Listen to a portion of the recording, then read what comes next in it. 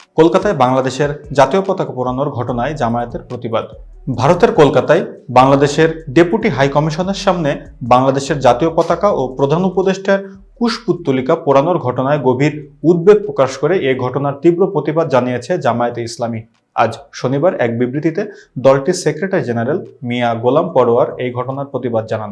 এই ঘটনাকে সম্পূর্ণ অনভিপ্রেত, অনাকাঙ্ক্ষিত ও দুঃখজনক আখ্যা দিয়ে জামায়াতের সেক্রেটারি জেনারেল বলেন, বঙ্গীয় হিন্দু জাগরণ নামের একটি উগ্রবাদী সংগঠনের বাংলাদেশের জাতীয় পতাকা ও প্রধান উপদেষ্টার কুশপুত্তলিকা পোড়ানোর ঘটনা আন্তর্জাতিক আইন ও কূটনৈতিক শিষ্টাচারের পরিপন্থী।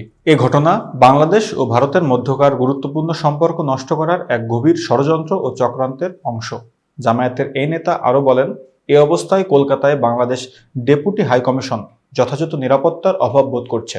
ভারত সরকারের উচিত ভবিষ্যতে এ ধরনের অবাঞ্ছিত পরিস্থিতি প্রতিরোধে প্রয়োজনীয় ব্যবস্থা গ্রহণ করা এবং বাংলাদেশ হাই কমিশনের নিরাপত্তা বিধান করা। বিবৃতিতে বলা হয়, বাংলাদেশের পররাষ্ট্র নীতির মূল কথা হলো সবার সঙ্গে বন্ধুত্ব, কারো সঙ্গে শত্রুতা নয়। বাংলাদেশ সহাবস্থানের নীতিতে বিশ্বাসী একটি শান্তিপ্রিয় দেশ।